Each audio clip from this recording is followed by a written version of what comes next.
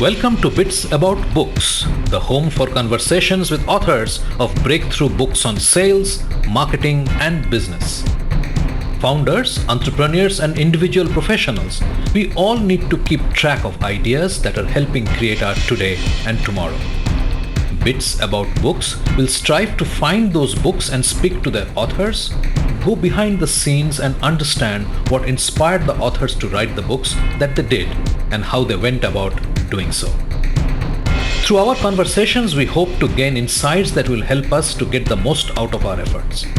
I'm your host Shubhanjan Sarkar, founder of Pitchlink, the next generation buyer-seller engagement platform where our mission is to make buying easy. Welcome to Bits About Books. Thank you for your time and for joining us in this session. I have a favor to ask. While you continue to listen to the podcast, please leave a comment or rating at iTunes or wherever else you get your podcasts from. I personally look at each comment and will give you a shout out to each of you in our following episodes. It means a lot to hear from you. Welcome to Bits About Books. Our guest today is Charlie Birney, and we speak with him about his book, The Tao of Podcasting, and interpretation of the Tao Te Ching. So I have read the Tao Te Ching many times over the years, but in doing the interpretation, I reached another level of understanding that I had never thought I could get to. The first passage of the Tao Te Ching is very weird. It's the Tao, the eternal Tao cannot be named. The Tao that can be named is not the eternal Tao. And it goes on. And you're like, what is this guy? What does it mean? That one was almost impossible for me to write. And I went to it many times in an effort to do my interpretation and couldn't get it done.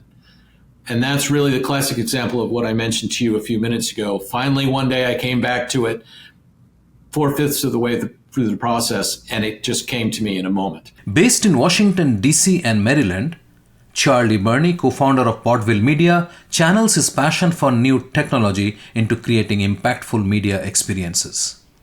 His journey began 11 years ago at Launch Workplaces in Gaithersburg, Maryland. Since then, Podville Media, originally Podcast Village, has earned 6 Telly Awards, including 3 in 2023, highlighting their commitment to excellence in media production.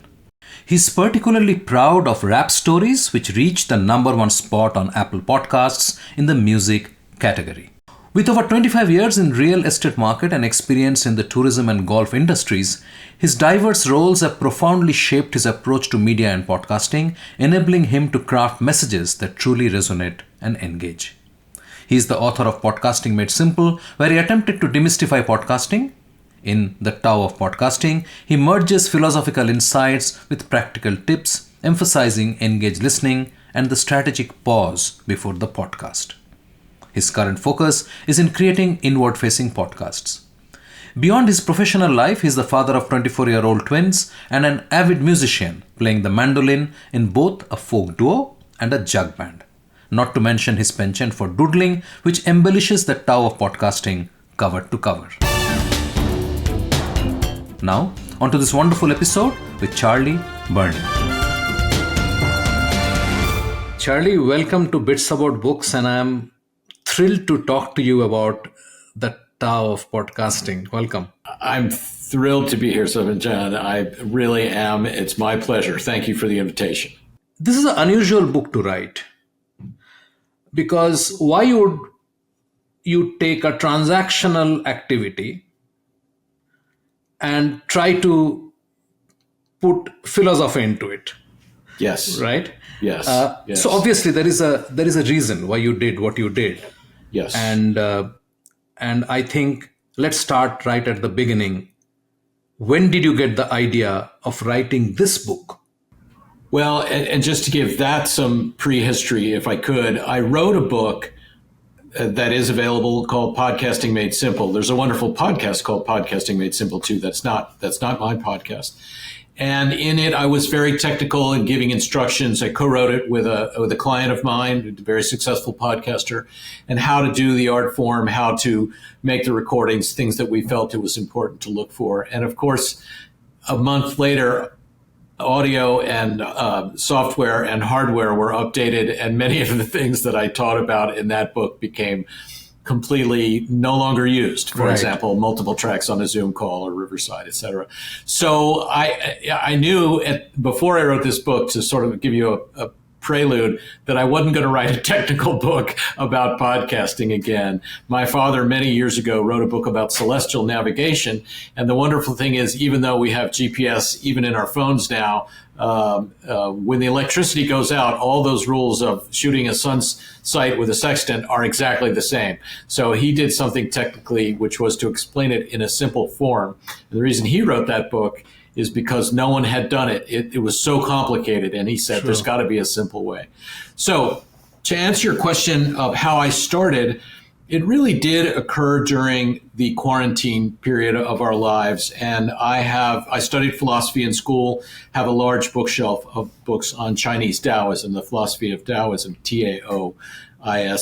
And many of the titles of some of those books, as you probably already know, are the Tao of motherhood, the Tao of leadership, the Tao of parenting, the Tao of chaos, the Tao of et cetera. And I thought on a whim one day while I was taking notes in some of those hours that we had alone that, the Tao of podcasting. I even have the original sketches that I did with a title and what I call, from the cover of the book, the yin yang microphone.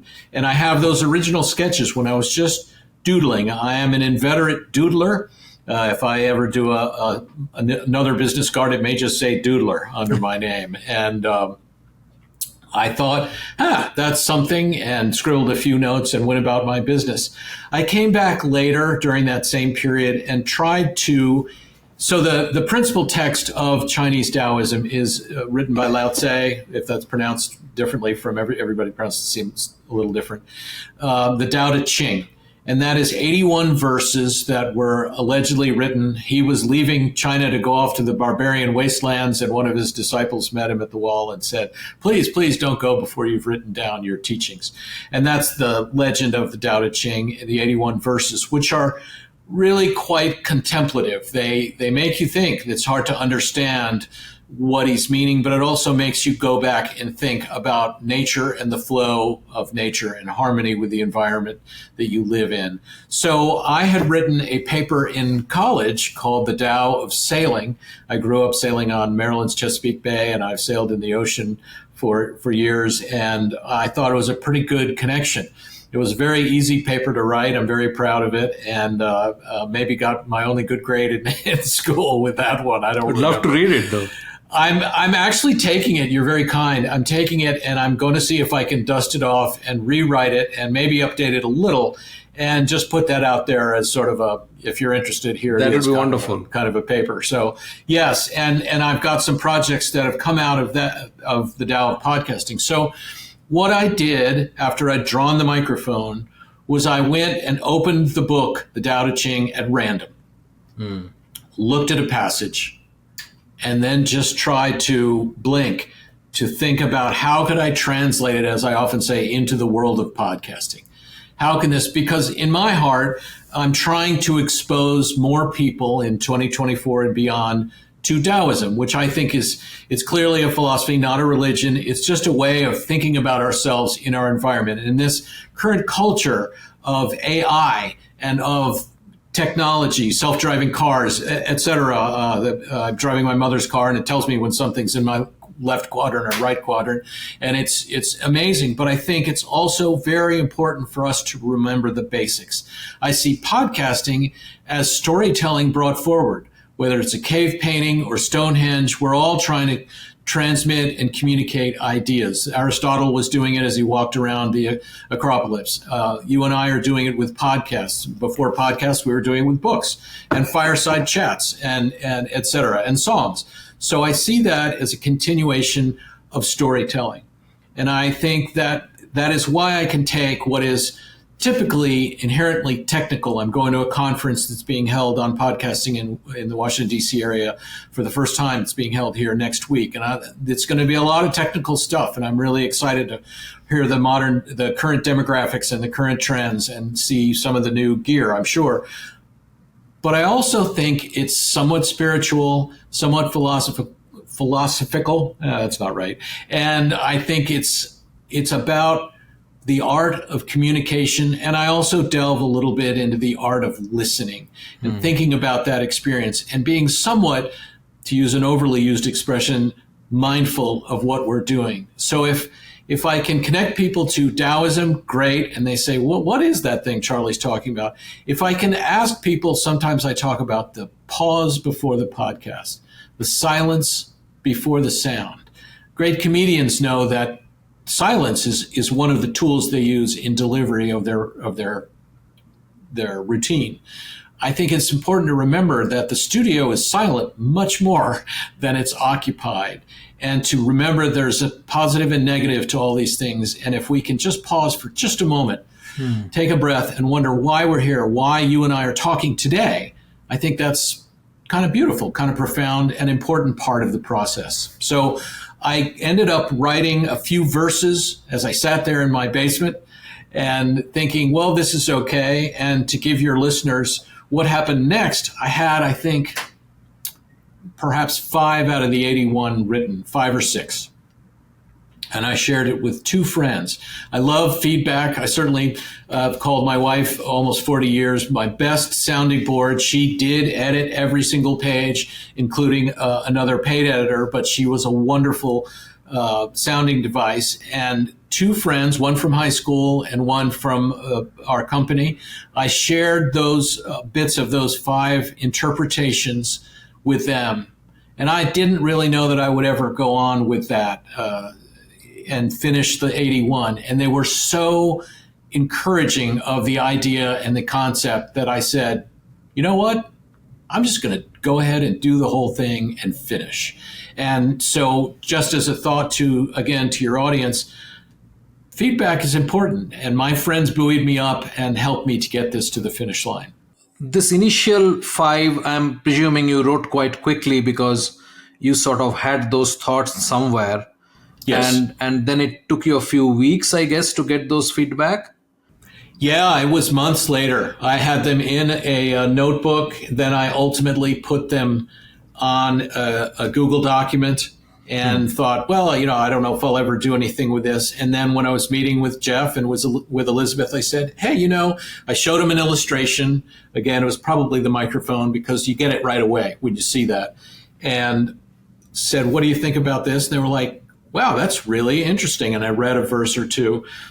And to get to that, if I can quickly, I tried to let the verses come naturally, holistically, whatever the right expression is. If I couldn't get it right away, I would move on. And I felt that was, if you will, a Taoistic way of working it, of getting to it. So I did write them fairly quickly. I certainly reworked them and tried to refine them and make them brief and concise. But I tended not to agonize over a verse if it didn't come to me somewhat quickly and naturally, if that is part of the answer to your question. So ultimately I had, 15 or so written, and I thought, when am I going to really sit down and do the lion's share of this work? And I had an opportunity. My daughter was going to take a weekend class, a 1-week class out of state, and my wife couldn't be with her, so I went with her and stayed in a motel room for the 5 days while she was learning musical instrument repair. She's a music teacher and an English teacher, and while she was learning how to bang dents out of saxophones, I was in the hotel room with an apple and a banana and a copy of the Tao Te Ching, and I just sort of got in the right mindset. And that's where the majority, I'd say 70% of the book was written over those days, when I could just allow myself to be in a simple space without any distractions, without the things that I needed to fix around the house or take out or take to my mom's house, etc. And I think that was very therapeutic for me, and it allowed me to get the lion's share of the work done. Then when I came home and I had 80 to 85% done, I started working with a person who helped me get the book published and got it finished, and then got it proofread, found so many discrepancies and mistakes.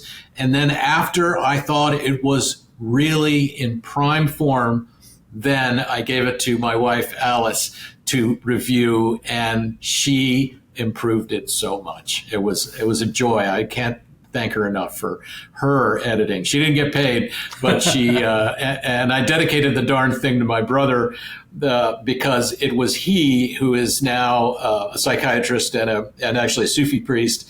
He was the one who in high school, when he was on his quest, introduced me to Alan Watts, arguably the greatest American Taoist, and his writings, and I got hooked and said, well, that's where I'm going to stay right there. So it was being able to focus and then finishing and getting my best advisors and friends to read it and think about it. And it was later that I'd been doodling, as I said earlier, all these years. It was later when I thought about the Chinese calligraphy that is generally included in books on Taoism, certainly in the Tao Te Ching. And I can't do calligraphy of any kind, but I had been drawing podcasting, I'll call it podcast sketchbook, for I guess almost 12 years now. And I didn't have any home for them or any intended use for them. It's just what I did. And I can tell stories about that. But one day a light just went off in my head and I said, I don't have to worry about the calligraphy at all. I can use my drawings. And it also helped me to refine the book because I tried in my own way to match the drawing with the passage. And some of those can be apparent and some of those are not, but I also got to include the gear with the drawings. Many of my guests, I have a whole index in the back of the guests who were in some of those drawings, and I asked them all for permission. And that made it a very fun process for me to include that. And I hope engaging for the reader. Yeah, absolutely. I would come back to this drawing process and what you did because they're very good. I mean, I really love them. You're too kind. And yeah. I mean, they're really nice because I try to dabble a bit, and I know what you draw is not easy to draw. So to put it very, very simply. Sometimes they work and sometimes they don't. Absolutely. Let's dive into the book. Sure. When you thought of the original book and then you wanted to adapt, you obviously thought that because it has 81 chapters, you need to sort of reinterpret it from the podcasting point of view. Right. So what was that process like? And with some examples of sure any of the first any of the chapters, if you can sort of elaborate how that really went about in your mind. Yeah, there's a few comments there, and I appreciate the question very much. In doing an interpretation of a work like this, and I've read the Tao Te Ching many times, and if anyone listening is interested in learning about Taoism, I can recommend a book that I didn't write, and that is The Tao of Pooh, Winnie the Pooh, Pooh, by Benjamin Hoff, Hoff. Simply a marvelous, wonderful read, especially if you've read or had your mother read Winnie the Pooh to you when you were little. It's a wonderful way to understand and learn about Taoism. So I have read the Tao Te Ching many, many times over the years, but in doing the interpretation, I reached another level of understanding that I had never thought I could get to. So that in itself was really a wonderful exercise for me.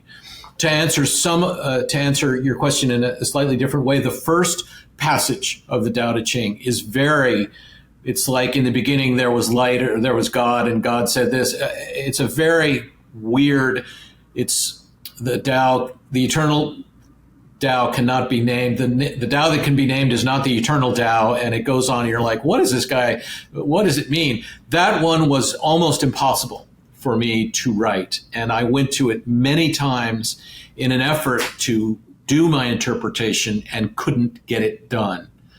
And that's really the classic example of what I mentioned to you a few minutes ago. Finally, one day I came back to it 4/5 of the way through the process, and it just came to me in a moment. So one, by doing an interpretation of this, even with something that I truly appreciate, I got to another level, in my own opinion, of understanding the original text.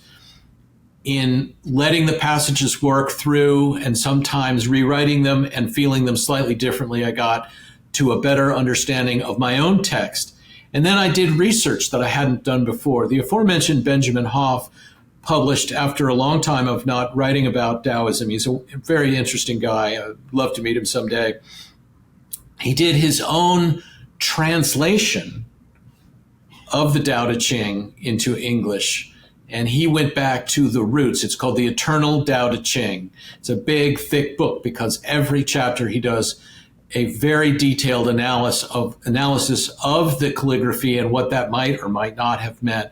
And of course, there are many different translations. Ursula K. Le Guin, famous author, has done a translation. It's a little different from the classic one that I had when I was in school. So reading Benjamin Hoff's translation led me to another understanding of it. And I can't remember which page, which chapter rather, which verse, but there's one where he has said, this clearly wasn't written, in his opinion, by the original master or masters who wrote the text. And on that one, I just did an illustration, a sort of chaotic one, and put no text in. I said, in deference to what I've learned and someone who I admire, I'm not going to do an interpretation on this single chapter. I will just put the drawing there. And I hope that would, if someone comes across that, they say, sometimes it works another way that you don't expect. So I learned a lot by doing the interpretation, and anyone interested in poetry or sacred texts or philosophical text, if I was a teacher, I would recommend students do this exercise because there's a different level of understanding you get both for your own content and the original form. So it was quite a process. All the chapters were a different experience. And then, as I said, matching them up as best I could thematically with an illustration was something totally unexpected and really fun. So, right. So let's pick up a few of the chapters, and you can do it at random the way you feel, and let's talk about what it was and how it translated Sure. in your mind Sure. into what it is in your book. Sure. Well, one of the interesting things I'll say as an introduction to that is after the book, then came ChatGPT. And I shoved the whole thing into it. Okay. And said, what do you think? Now I'm paraphrasing everyone Sure. dramatically. But one of the things that was fascinating is its summary of my book led me to another level of seeing it from above. So once you're down deep into the content, that's why my wife was so valuable. It's hard to get out of the trenches. Does that make sense? Yes, absolutely. So with Alice, with ChatGPT, and I didn't use any of that. That was much way after I self-published the book. But it allowed me to look at it from another vantage point. And I realized, as I did while writing it, here's a chapter called Why We Listen, I realized that a great lot of what I was writing about was certainly for the podcasters, but also, I hope, it's for the podcast listeners. And I talk now, when I talk to people about this, I talk about the philosophy of listening, because Confucius spoke about it, Lao Tzu spoke about it.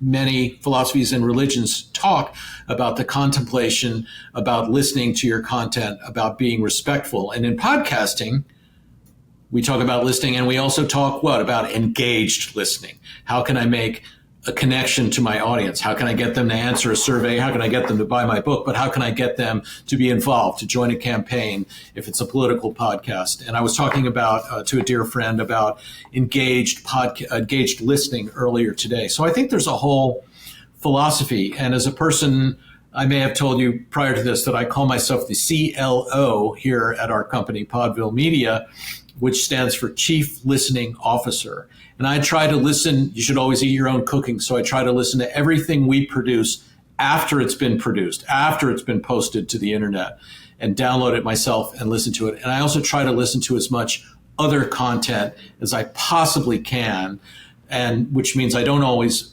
watch video podcasts. I generally listen to the audio version. But I think that we don't think enough, as a generalization, about the art, the philosophy of listening and how important it is. I've had people ask me when talking about this, well, what do you do when you're driving? and you hear something and it's a good comment. Do you take a note? Do you what? I said, frankly, I can't always do it. If you're on the Beltway, you can't do it, but I will pull over and I will take a moment if it's safe. I will pull over, park my car. I've many times tweeted at my friend Damon Davis, who does a podcast. I'm not an orphan or an adoptee, but he does one about adoptee stories, and they're extraordinary and moving. Who Am I Really is the name. And I've many times pulled over and tweeted or texted directly to that podcaster, different shows as well, LinkedIn comments, all of the above, to say this was profound, or this was funny, or this moved me. I think it's important that, and as a byproduct to looking at this afterwards and thinking about the passages that talk about listening, that I didn't even think consciously when I wrote them. I think it's important that we as humans think about our listening habits. Our children, our parents, my mother is in her final journey and can hardly listen anymore. How do we treat the art of listening, respecting that audience? So those were some of the byproducts. I hope I've touched on some of the answers that you wanted there. Absolutely. It's time for a short break. Stay with us. After the break. A studio has no imagination to pilot an interview. A producer must remember lessons learned and listen with an open mind and ear. Sometimes all tools and techniques of editing, all tips on interviewing are not needed to capture the story. A simple recording of a sincere story can accomplish all that is needed. You are listening to a Business Podcast Network original. Podcasting is the fastest growing content marketing opportunity, which is untapped.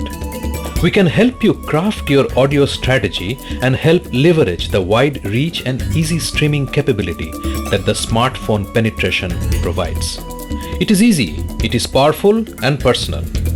Talk to us to find out how podcasting can help you build your brand and reach out to your targets like never before. Write to us at bpn@bizcast.in. That is bpn@bizcast.in. Business Podcast Network. Podcasts end to end. Welcome back. I'm Shubhanjan Sarkar, your host for Bits About Books and founder of PitchLink, the buyer-seller engagement platform. Let's dive right back into the episode where we left it. Would it be okay if we picked up the chapter on simplicity, or I think you sort of elaborated on the listener bit right now. Yes. Simplicity. A studio has no imagination to pilot an interview.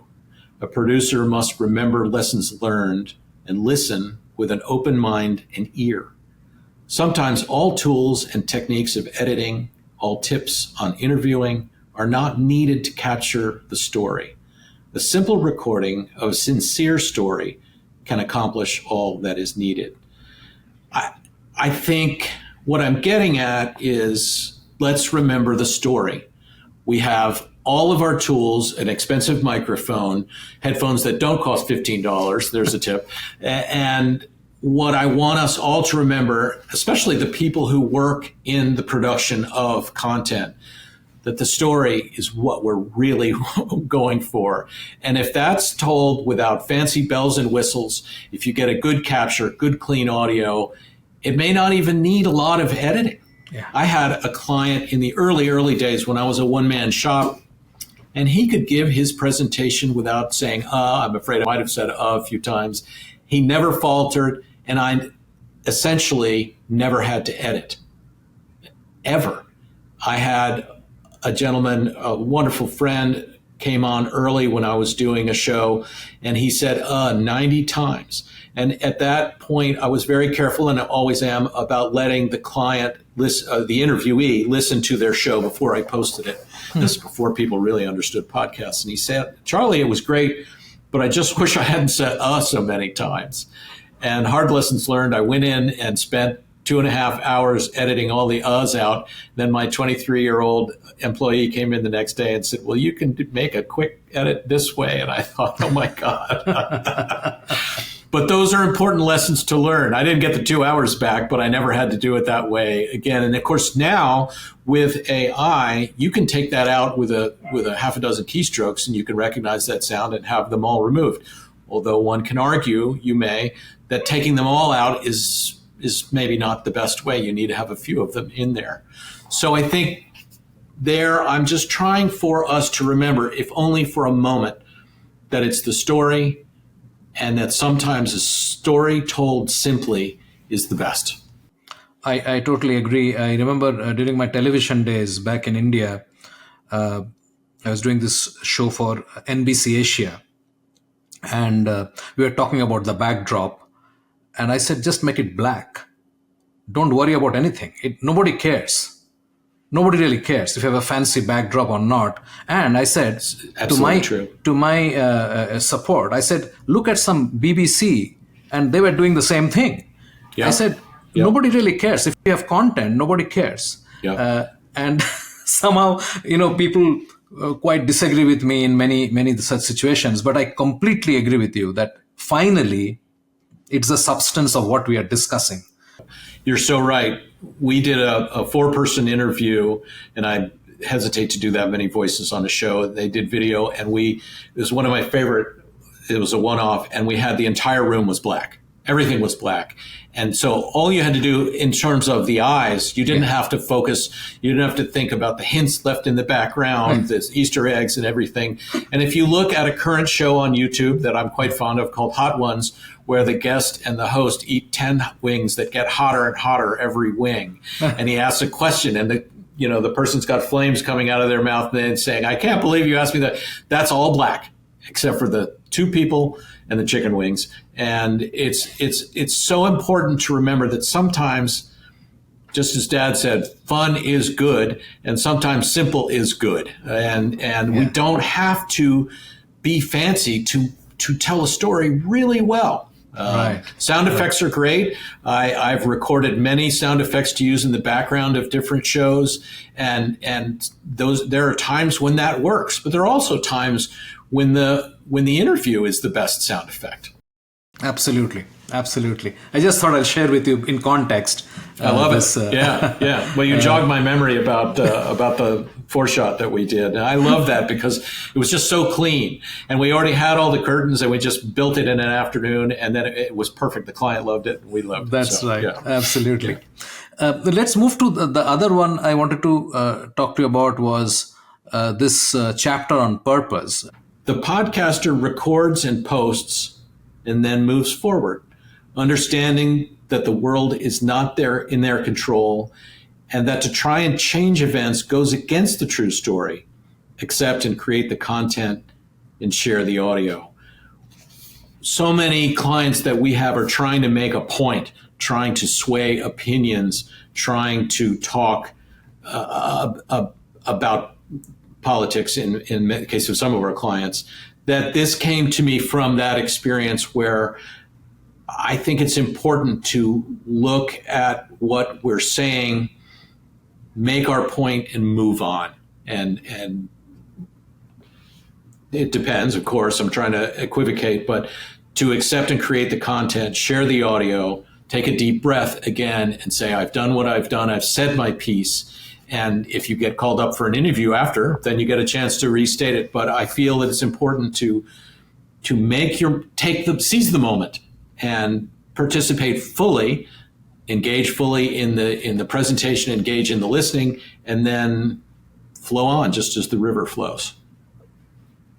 Yeah, I think that's profound. And in that instance, just to go slightly further, I apologize, I included a local community, the president of the National Low Income Housing Coalition, who's been on several shows, Diane Yentel, and she has to post and present and move on because she's fighting a battle that she'll never really win, but she's making a difference. She believes in her cause. I believe in her cause. I follow her very intently on LinkedIn when she makes testifies before Congress and the Senate.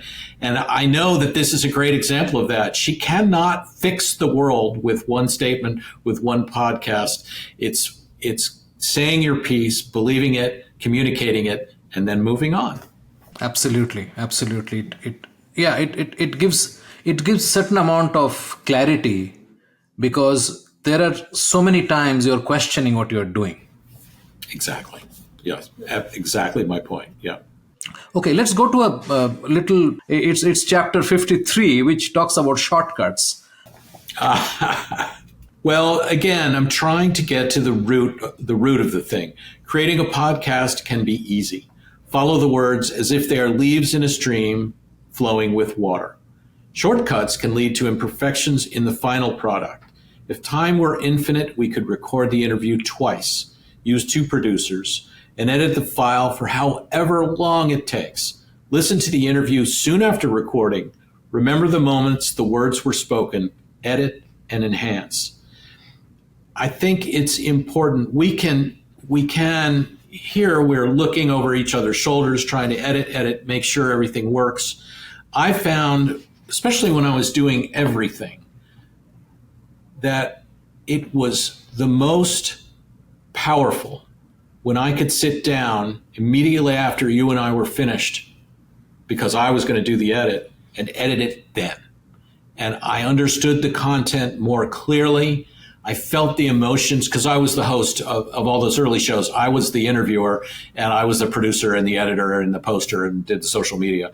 So if I could edit, and I've said this to our engineers, our staff, our producers, often I said, the sooner you can do the edit, the sooner you can do the proof just for the comments.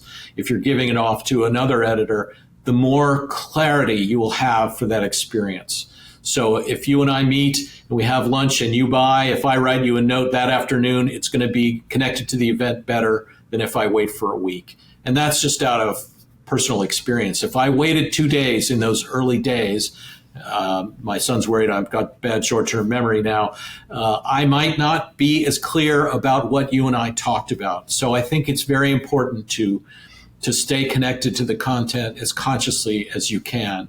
If you can't do it immediately, then the thing to do is to sit down and do a long listen and then start over again, if that makes sense. Yeah, and this is so true. And I can totally see the connect with everything else we do. Yes.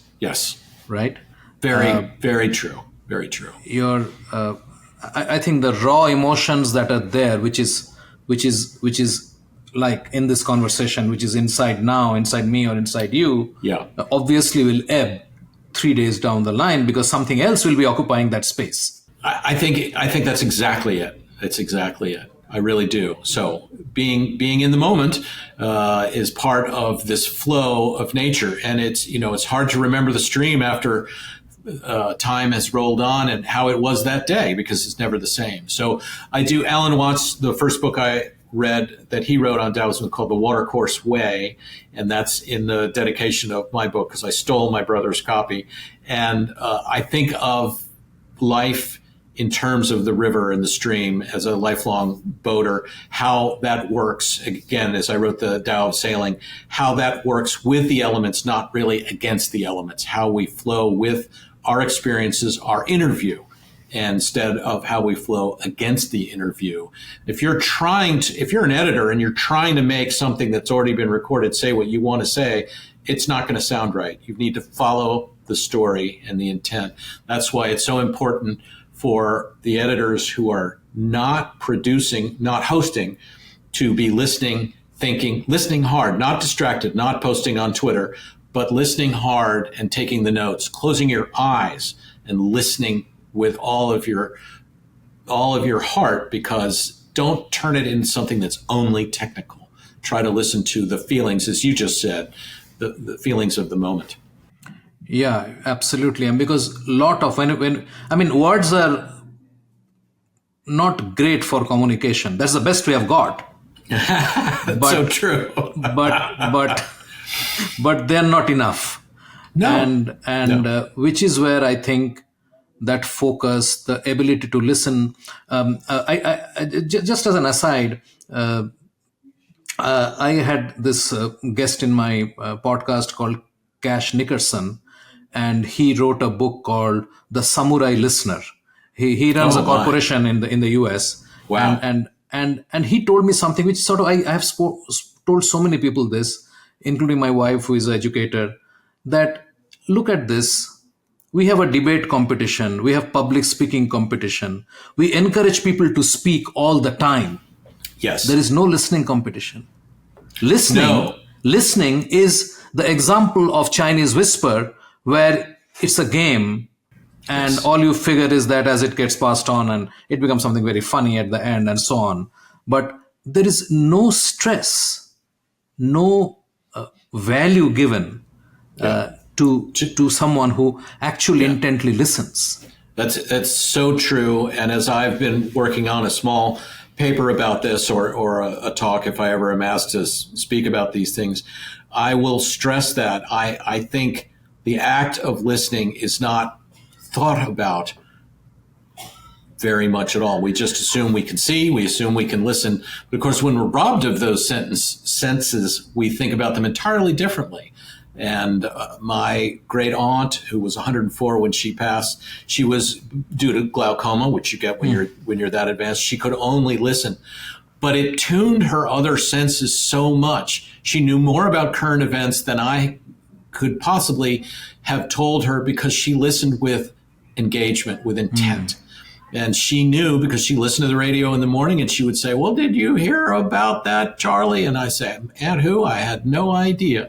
And it's something that I've never forgotten, because she could no longer really see, but the amount of love and empathy and the amount of her attention to details could not have been stronger at that point. And I think she lived longer because of it. When I got black dots a few years ago, it made me appreciate seeing.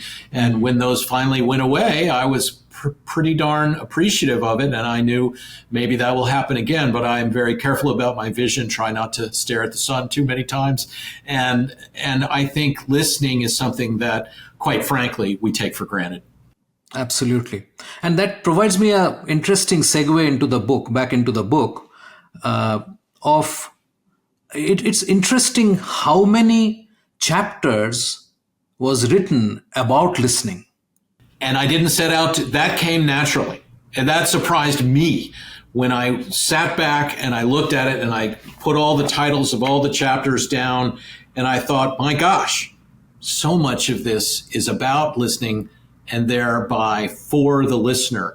And I don't even say that often enough. I've said many times, I hope that people who aren't podcast creators will look at this and think about the listening experience, because I think it's profound.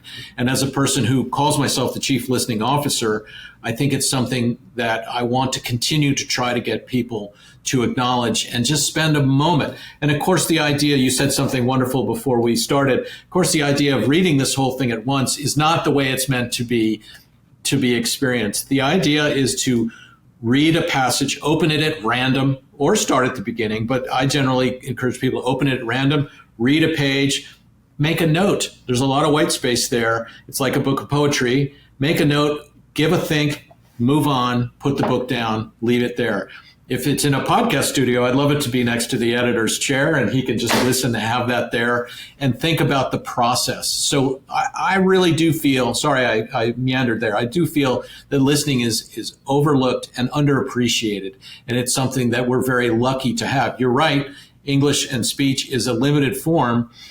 That's why I think that video and podcasting is so huge now, because it's a combination of the audio and video. But I'm still an audio only, for the most part, guy, although the majority of what we produce here for our clients is video and audio.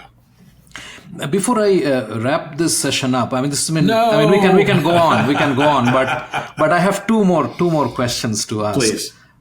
The first one is about your drawing. When do you do it? What do you use? What is your process? Do you have pen? Because there are some pen and ink, and there are some ones which have color, in the sense that at least black and gray and so on. So I'm curious, how do you do it? Well, you're very kind. I've been drawing since I was a student in school because I was a poor student, and I love to draw in the margins. And of course, Mad Magazine had Mad About the Margins, where even in Mad Magazine, there was a guy who did Sergio Aragonés did all the drawings in the margins. So I've been doodling and drawing my whole life. I remember all 4 years of college, I had a notebook in my pocket so that I could doodle or make a note, say, poem or a thought about a mailbox. And I've just been drawing. I started out with Snoopy when I was a very little guy. I used to be able to do a really good Snoopy. I'm a fan of Bill Watterson, who did Calvin and Hobbes and Boone County and some of the wonderful artists. And I read comic books for many, many years. I actually talked to a comic book dealer earlier today talking about my collection. And I bought comics for the art, not for the plot, which I have to say in some of those early runs of Avengers, say some of the plots were pretty bad. And the Marvel companies have done a great job of bringing those to light for us and the silver screen in ways that the stories are better, in my opinion. But it's wonderful to compare. So I've been drawing and sketching my whole life. And to answer your question succinctly, who's listening to that? I started drawing on those sessions when I wasn't the host or the guest. Okay. So I'd be in an office. Now, back then, I did everything face-to-face. Of course, now so much is done remote, and there's nothing wrong with that. But back then, I would do things face-to-face. So I might be around a small table in someone's office, and there's the host and there's the guest, and I'm sitting with the gear that I brought in my son's backpack at that time, my Behringer board that it cost me $90, the thing I first used, and my microphones. Boy, I wish I knew more about microphones then. And I'd get everything gut, and I'd hit record, and I'd make sure it was really recording. Done that a few times, and you know what I'm talking about. Absolutely. I hit record. That's one of the first things when I was giving people instructions. Make sure you're really recording, because that is a bummer. And then, to be quite honest with you, I wouldn't have that many jobs, because once I got the levels down, it was ready to go. So if they were going to talk for an hour, at least in the early part, I would take a photograph of the two people. And some, not all of these, I would then take that in my iPad. So I would say at least 90% of these are drawn digitally with a stylus on an iPad. Okay. Not all, but many. But certainly the first drawing that became the cover was hand-drawn on a pad, because I've got pictures of those. And I would turn the opacity down to about 10% so I could barely see the drawing. I understood what the general form was. And then I would draw as fast as I possibly could. I would make up the edges and draw the things and try to get a face that didn't look like a melted face. And I did these in sort of a turbo fashion so that I could blink them out there. And I felt that was a real, like ice plunge. I would just go in, and I would say almost all of those were certainly less than 5 minutes, almost all of them, because my recipe, I still had to monitor, certainly in the early days, I was still monitoring the podcast, the recording rather. And I tried to do them quickly, respectfully, and often at the end of the show, I'd say, hey, do you guys like this one? And they'd be like, when did you do that? And I'd say, I just did it. And I felt that was a good use of my time, my downtime. And it felt that I had this other connection that later I realized I could use. I had no home for these at first. I just liked to draw. So a lot of them have a very, very faint idea of what the outlines were underneath it. Many are, of course, freehand. Many in the book are freehand. But I also did it in two different styles. And, the complicated ones of a board, if you turn that down to 10%, put another layer on top of it, and then I just went as fast as I could. The color, you're very nice to mention the color. I generally draw in black and white and have a great deal of trouble with color. But an artist who I interviewed for an early podcast said, you got to add color. you got to add color, Charlie. It'll make them jump. So I did start adding a little bit of color when I could find the time. And it does make some of those pop out a little more. And I certainly did. I don't think it's in the book, but I certainly did one of that artist. And he had a Superman T-shirt on when we interviewed. So all I did was color in his T-shirt. that would have looked brilliant, I'm sure. He was a good guy. And so I continue to draw as much as time allows. I do a lot of freehand now, but I think it's like if you and I were learning to play guitar, I play guitar. It's the trick. It's no trick. Practice, having fun with it. And my wife showed me an exercise where you just take a piece of paper and a pencil and a bead, and you just push the bead around, and the bead moves, and you go this way and that way, and see what comes out of the pencil that way. Really a lot of fun. There used to be a game when you'd be drinking with your friend and you draw a line on the napkin and then he'd draw a line and you draw a line. You try to make a drawing. So I think drawing is, I'm not going to say I'm an artist, but I like to doodle. I like to draw. I think it allows us to express creativity. Absolutely. And absolutely. I have a second question, but before that, one sub question here. What software are you using for your iPad? I've moved around, but I currently use something called Procreate. Right. It's absolutely 100% free. It has a great deal, and you can find a lot of videos on, if anyone's listening is interested, a lot of videos on YouTube about the great deal of depth that program has. I've also used a program called Sketchbook, but currently I generally only use Procreate. Yeah, I'm familiar with Procreate. I'm trying to use it.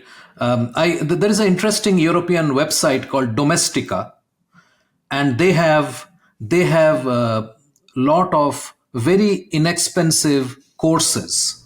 And I knew Domestika because I was trying to do some children's book illustrations. I was trying to learn, and I found it, and then I found that they had a course on Procreate, and the way it goes is I first bought that course on Procreate, and then I got the software. So I'm a big fan because I have tried, and there's a couple others that I've tried.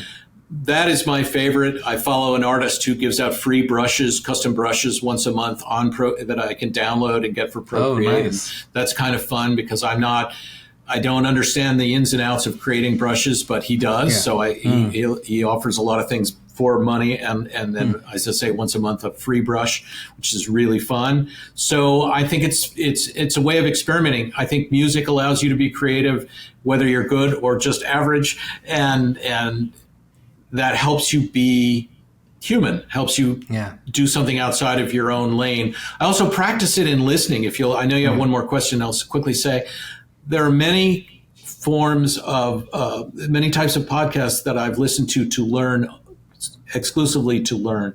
For example, I am now on a weekly phone call, a Zoom call with a fellow just for friendship. He's 2 or 3 or 4 people show up and just chat. He's a guy I listened to almost 20 years ago, and it's a B2B marketing podcast called For Immediate Release. And for the first month listening to it, I had no idea what they were talking about. But I now am a friend. Now I understand it implicitly, and I value that. I try to listen if I'm communicating correctly outside of my lane. So what do I know about AI? Very little, but I try to use it every day, the free forms. I try to practice and see what value it can bring to me. Certainly our editors and our producers use it for things like jump cuts and basic editing tasks, which I used to have to do manually back when I had started out 11, almost 12 years ago. And now it can be done in a moment. And then, of course, you have to sit down and really look at it to make sure it is good. But I listen to at least 2 or 3 podcasts that talk about AI. I do not understand all the terminology there yet. So I really don't. But I'm learning. And it allows me to sort of be creative in my head as I listen. So wonderful. I mean, maybe you can share in the show notes some of these names, and I can put them out so people can also follow some of the stuff that you are listening. I would definitely like to check out some of them. Yeah. So my final question, I think the Tao of podcasting is, and maybe again you have already thought, and definitely have thought, and you possibly have done it already, but still I need to ask this. This is a book made for audio. I really appreciate that. Since creating this and getting it posted to Amazon, which was a whole nauseatingly difficult experience for me, I had to get help. I have thought long and hard about doing audio version of it, and I intend to.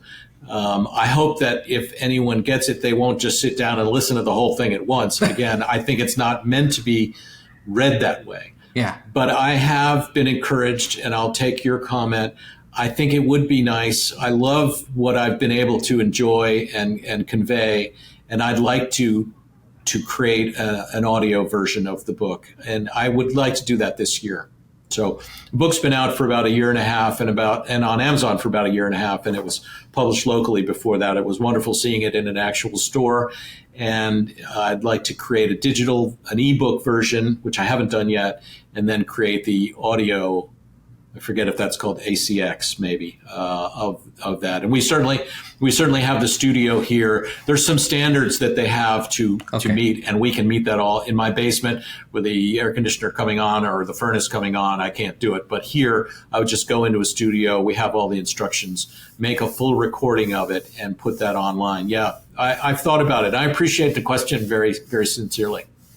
Yeah, I mean, Tao of Podcasting must be in audio. Okay. All right. That's it. You heard it here, folks. I'm going to do an audio version. We'll try to do that this fall. And that way I can promote it for Christmas, because I'm hoping maybe to even buy an ad in some of the pod journals and say, this is a good gift for your podcasting friends. Absolutely. But just, again, the idea is just have it lying on the desk and pick it up when you're pouring a cup of coffee and say, okay, and then go about your business. That's all. And then if one or two people are interested in Taoism because of this, and they think, well, maybe I'll read about it. Maybe I'll read the Tao of Pu or the Watercourse Way or read the Tao Te Ching. That would be wonderful. When I was in college studying this, Taoism, not widely understood, was a little more recognized. And I find when I wrote it that not as many people are really aware of what that is in today in 2024. And so as I go forward, I actually changed my Instagram name from the Tao of Podcasting to the Philosophy of Podcasting, because I think, again, in retrospect, after I looked at it after publishing, maybe I can talk about Aristotle and Socrates and Plato and the great philosophers. Rene Descartes maybe said, I think, therefore I am, and now I podcast. And if we can look at it from a classical philosophical point of view, maybe that can also add further light to talking to listening. Absolutely. Absolutely. Bits About Books is brought to you by PitchLink, the buyer-seller engagement platform. PitchLink makes buying easy by enabling high-quality engagement between buyers and sellers through its presentation and discussion modules. Sellers create customized sales narratives using sales collaterals and personal videos, and reach out to prospects through a non-intrusive, buyer-qualified engagement. PitchLink requires no installation or download and holds the entire repository of sales collaterals and buyer-seller conversations. Talk to us to know more about how you can engage with customers without intrusion. Call us on 99021 631 32. Charlie, this has been wonderful chatting with you about that. I'm so glad that you could make time, and I appreciate your coming and spending time and being patient with all the questioning that I've been doing. It's been a pleasure. And now I have a goal. I have a new goal. So it's been an absolute pleasure. Thank you so much. Thank you. Thank you. We have a fantastic lineup over the next couple of episodes with great conversations on breakthrough books. Subscribe in your favorite podcast app so you do not miss a single episode. Thanks for listening. Thank you for being with us today on Bits About Books, where we talk to authors about breakthrough books on sales, marketing, and business. We hope this conversation helped inform and motivate as we all navigate a rapidly changing business environment. For us, these are enlightening conversations enriched with knowledge and expertise. We encourage you to go out and buy the book to learn firsthand and implement some of the great ideas we discussed today. We hope to have you with us again in the next exciting episode of Bits About Books. If you liked what you heard, subscribe to the show in your favorite podcast platforms like iTunes, Google Play, Spotify, or wherever else you get your podcast from, and give us a rating while you are at it. This Bizcast original podcast is produced for PitchLink, the next generation buyer-seller engagement platform, where the mission is to make buying easy. Hosted by Subhanjan Sarkar and produced by Rajiv Aditya. See you next time and have a wonderful day.